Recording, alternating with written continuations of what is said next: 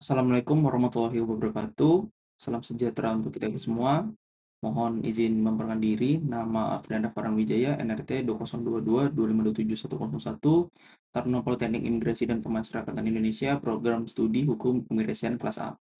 Pada kesempatan kali ini, saya akan mempresentasikan desain penelitian tugas akhir saya yang berjudul Reformulasi Parameter Diskresi Pejabat Imigrasi dalam Mekanisme Pengusulan Penangkalan guna menjamin kepastian hukum di Kantor Imigrasi Kelas 1 Non-TPI Bogor di bawah bimbingan Bapak Muhammad Arif Hamdi, AMD, MSh, MAP, dan Ibu Maidah Purwanti, SH,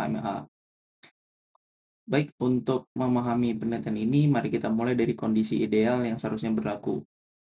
Indonesia adalah negara hukum sebagaimana ditegaskan dalam Pasal 1 Ayat 3 Undang-Undang Dasar tahun 1945.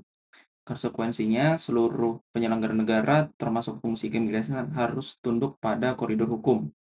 Dalam konteks penegakan hukum keimigrasian, Pasal 75 Ayat 1 Undang-Undang Nomor 6 Tahun 2011 tentang keimigrasian memberikan kewenangan atributif kepada pejabat imigrasi untuk melakukan tindak administratif keimigrasian terhadap orang asing yang melakukan kegiatan berbahaya atau tidak mematuhi peraturan perundang-undangan. Salah satu bentuk TAK-nya adalah penangkalan yang diatur dalam Pasal 75, Pasal 91 hingga 103 Undang-Undang Keimigrasian. Berdasarkan pasal 102 yang telah diubah oleh UU Nomor 63 Tahun 2004, penangkalan pun dapat dikenakan paling lama 10 tahun, dapat diperpanjang, bahkan dapat bersifat seumur hidup. Idealnya, penggunaan kewenangan diskresi dalam pengusulan penangkalan harus terukur, objektif, dan mematuhi asas-asas umum pemerintahan yang baik atau AAUPB. Sebagaimana diatur dalam Undang-Undang Nomor 30 Tahun 2014 tentang Administrasi Pemerintahan, Pasal 24 UU tersebut menegaskan bahwa diskresi harus berdasarkan alasan objektif, tidak bertentangan dengan peraturan perundang-undangan, dan sesuai AAUPB. Namun, kenyataan di lapangan berkata lain. Jadi, pertama, mari kita lihat datanya. Sepanjang tahun 2024, imigrasi menekan TAK terhadap 5.434 WNA, meningkat 150% dari tahun 2003 yang hanya 2.734 TAK.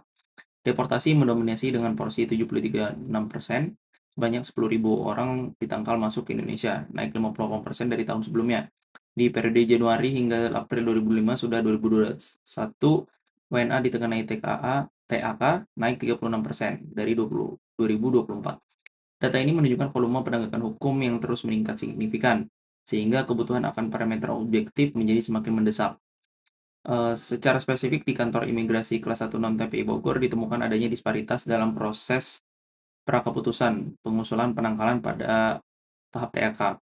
Sebagai ilustrasinya adalah ada 2 WNA dengan modus pelanggaran substansial yang identik, kurang lebih sama, yang satu overstay lebih dari 60 hari dan disertai indikasi mengganggu ketertiban umum.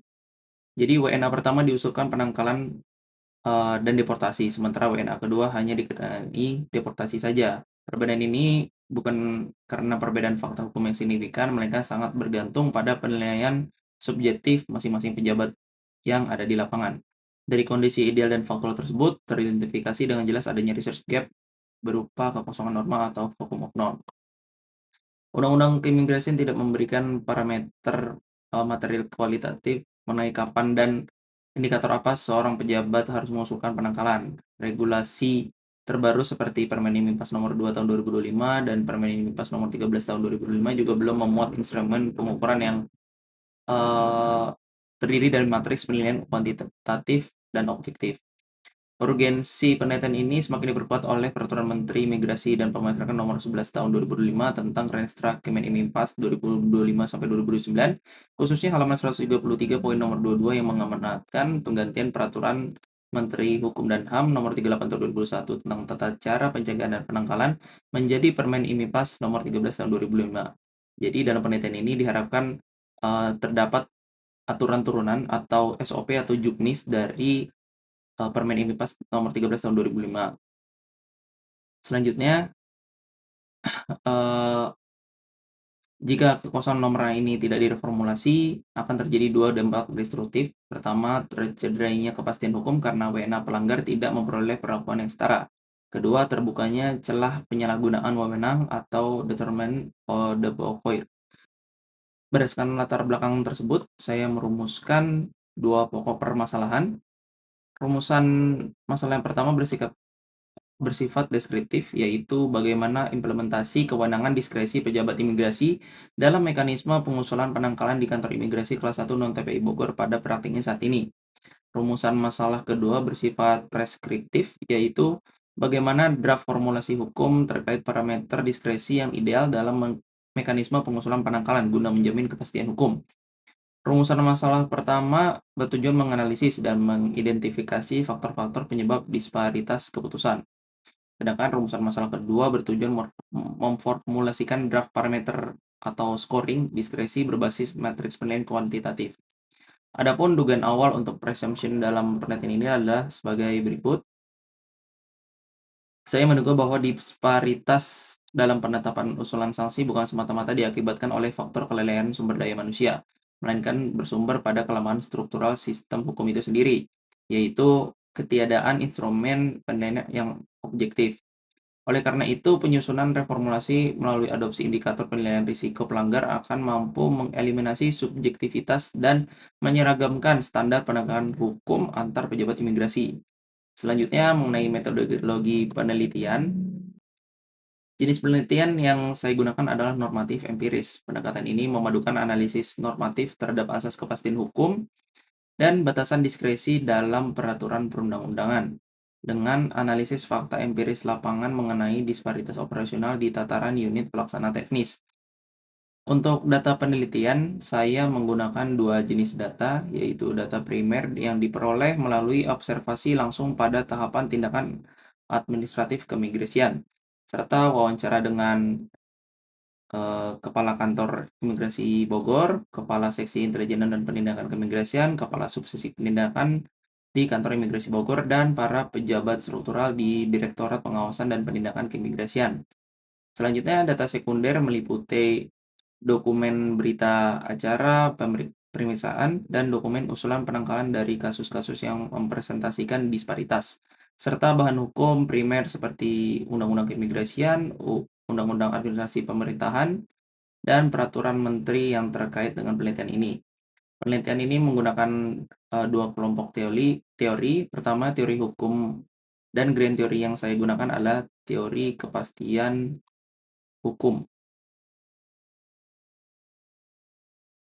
Teori kepastian hukum Gustav Radbruch. Radbruch mengungkapkan bahwa hukum harus berorientasi pada tiga nilai dasar: keadilan, kepastian hukum, dan kemanfaatan. Dalam konteks penelitian ini, kepastian hukum menjadi fokus utama saya karena tanpa parameter yang pasti, keadilan itu sendiri menjadi arbitrary dan bergantung pada interpretasi subjektif. Selain itu, saya juga menggunakan teori kewenangan dan diskresi atau res emission, serta asas-asas umum pemerintahan yang baik atau AAUPB. Kedua, teori non-hukum, saya mengadopsi pendekatan kriminologi dengan fokus pada offender profiling dan recidivism, serta manajemen risiko atau risk assessment untuk menciptakan sebuah scoring sistem bagi pengusulan penangkalan nantinya. Teori non-hukum ini digunakan untuk membangun rancang bangun parameter ukur secara kuantitatif, sehingga penelitian ini tidak hanya bersifat deskriptif, tetapi juga menghasilkan instrumen yang aplikatif nantinya. Bagian yang sangat penting dari desain penelitian ini adalah temuan penelitian yang direncanakan Invensi yang akan dihasilkan berupa matriks parameter penilaian usulan penangkalan atau scoring system, serta draft formulasi hukum syarat material pengusulan penangkalan. Matriks ini diharapkan bisa sebagai cikal bakal SOP prosedur baru bagi pejabat di level UPT hingga pejabat di level Direktorat Wasdakim.